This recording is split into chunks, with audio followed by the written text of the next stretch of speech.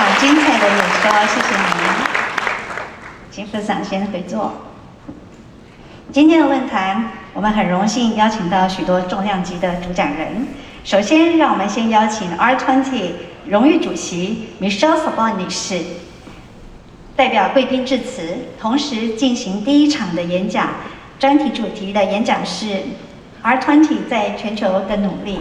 让我们掌声欢迎 Mr. Sabon。Sorry, wow, it's very impressive.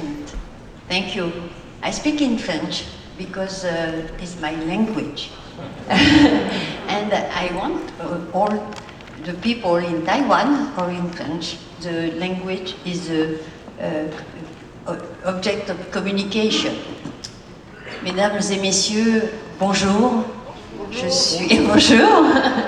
Je suis très heureuse d'être ici et je veux tout particulièrement remercier Monsieur le Président de l'Université de nous donner l'occasion d'être ensemble pour pouvoir échanger et pour pouvoir peut-être demain travailler encore plus ensemble.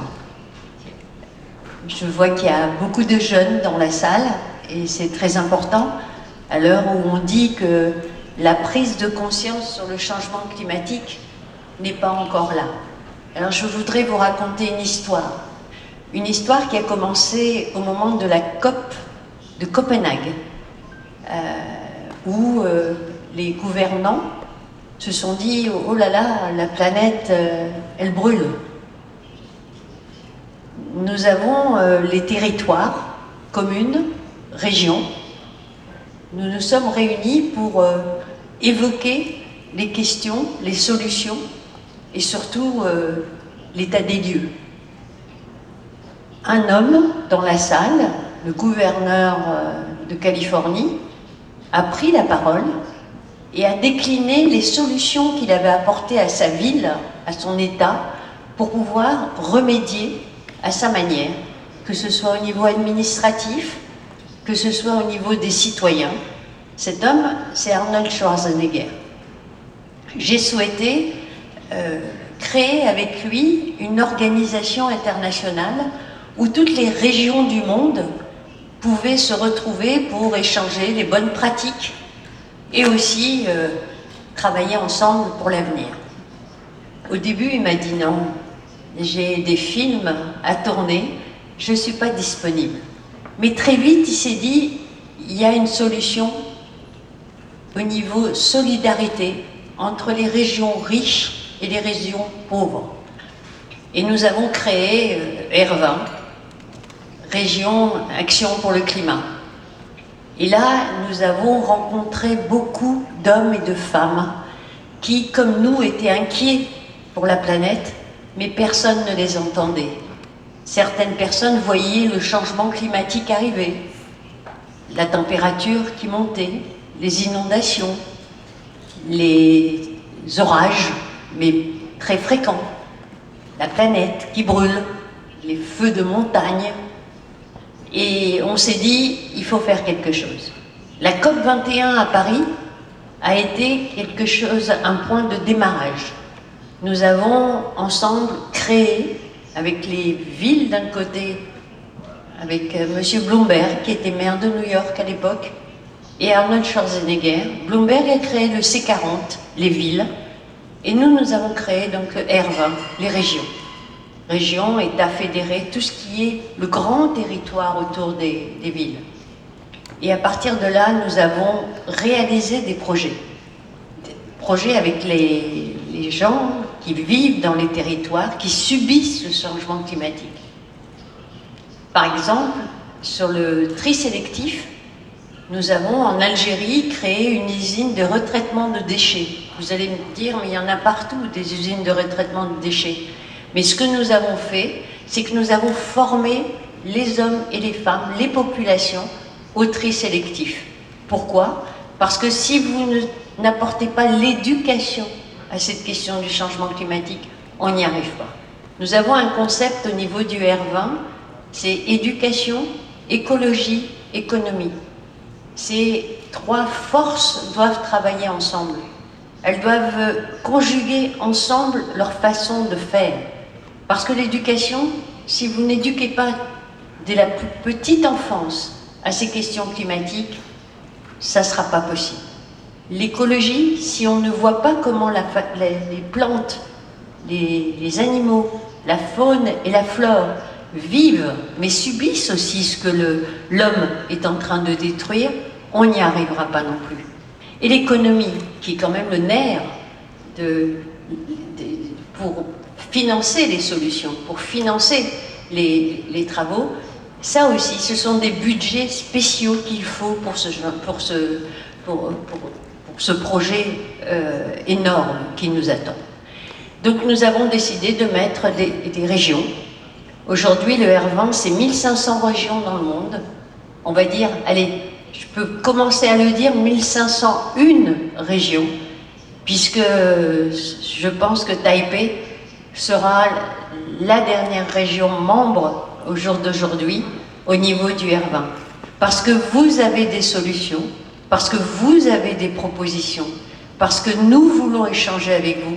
Et une région en Côte d'Ivoire doit savoir qu'à Taipei, il y a des solutions sur les bus propres, il y a des solutions sur tout ce qui concerne les circulations douces et ce que l'on peut faire ensemble. Donc l'intérêt de notre relation, la participation qui est la nôtre, c'est ça, c'est échangeons nos bonnes pratiques. Mais il y a derrière toute une ambiance. Ça veut dire que des hommes et des femmes doivent porter les bonnes pratiques, doivent aller au devant des nouvelles technologies. Parce que c'est ça le monde de demain. C'est pas de faire avec de l'ancien. Il faut regarder derrière nous. Mais c'est ce que nous avons fait de mal pour la planète. Par contre, s'il faut aller de l'avant, les nouvelles technologies sont là pour nous aider, pour nous faire avancer. Donc nous avons constaté que les femmes étaient très implantées, étaient très engagées. Parce que en matière d'éducation, c'est une femme, c'est une mère qui éduque à la naissance, qui donne la formation à l'enfant. Donc nous avons décidé de créer un fonds vert pour les femmes. Nous sommes reconnus par l'ONU, que ce soit pour le R20 bien sûr, mais pour le fonds vert pour les femmes, par UN Women, parce que au fur et à mesure de mes déplacements, j'ai vu que des femmes engagées travaillaient justement à nous aider dans le cadre du changement climatique à faire avancer ce combat. Parce que c'est un combat aujourd'hui. C'est pas simplement des mots, c'est pas simplement des blabla. Et je vois que beaucoup de femmes sont dans la salle et je remercie Madame la députée d'avoir dit les mots qu'elle a dit tout à l'heure, parce que c'est aussi un enjeu majeur. Je vais vous dire, j'ai l'habitude quand j'ouvre mes interventions de dire, il y a un philosophe grec qui a dit, quand une femme mettait au monde un garçon, elle en faisait un homme. Mais quand une femme met au monde une fille, elle crée un peuple. Tout ça veut dire ce que ça veut dire. Ça veut dire que le peuple que nous sommes, c'est à égalité, à parité, hommes et femmes. Et ça, c'est un enjeu majeur. Donc nous avons développé plusieurs projets. Et vous allez voir sur le PowerPoint qui circule devant vos yeux. Nous avons, pour des femmes en Afrique, parce que le problème de l'Afrique, c'est le problème de l'eau. Demain, la prochaine guerre mondiale, ça sera l'eau, parce que ça va être un manque si on utilise l'eau d'une mauvaise manière. Donc nous avons créé avec plusieurs régions des projets en direction de l'agroforesterie, de l'eau propre, pour pouvoir aider ces populations. Donc vous avez les différents projets, notamment à Kita au Mali. Nous avons mis en place une centrale solaire de 50 MW qui fournit de l'électricité à une population qui, depuis des années, vivait dans l'obscurité dès le milieu de l'après-midi, donc ce qui entraîne beaucoup de conséquences, notamment sur le travail des enfants, l'école et tout ce qui est derrière. Donc voilà un petit peu qui est le R20. Mais ça, c'est hier. Qui est le R20 aujourd'hui? Que veut faire le R20 demain? Le R20 aujourd'hui est un regroupement des régions, mais qui voudrait, au-delà de l'échange des réalisations, faire en sorte que les projets soient concrets. Et on ne veut pas rester simplement sur des paroles. Il faut des actes, il faut des gestes. Donc tout à l'heure, je disais que c'était éducation, écologie, économie. Demain, je voudrais que ça soit porteur de projets. Et je compte justement sur ce que j'ai vu à Taïwan depuis hier, parce que nous sommes arrivés, mais la quarantaine s'est imposée à nous. Ce que j'ai vu hier, ce que j'ai entendu et ce que j'espère trouver aujourd'hui parmi vous, c'est de pouvoir porter en Europe, porter en Afrique, porter en Amérique latine, ce que vous savez faire ici, mais aussi apporter à Taïwan et à Taipei ce que nous pouvons échanger ensemble. Voilà un petit peu, je vous l'ai dit rapidement, mais je suis très honorée d'être parmi vous. Mais je sais que Monsieur Chifonmi, qui est là parmi nous, et Christophe Lé, qui est là, sont demain, je serai leur marraine, mais ça me vieillit tout de suite, là. Ils seront les représentants officiels du R20 Taipei. Et c'est avec eux que nous allons travailler. Et comme je l'ai dit à la rencontre du bureau français ce matin à Taipei,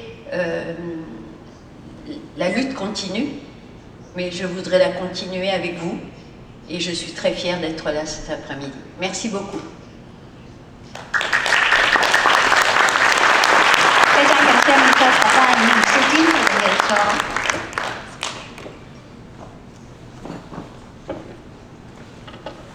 接着，让我们邀请 IKEA 北亚区汪庆莹经理上台，为我们主讲的主题是 IKEA 全球永续之路发展，掌声欢迎。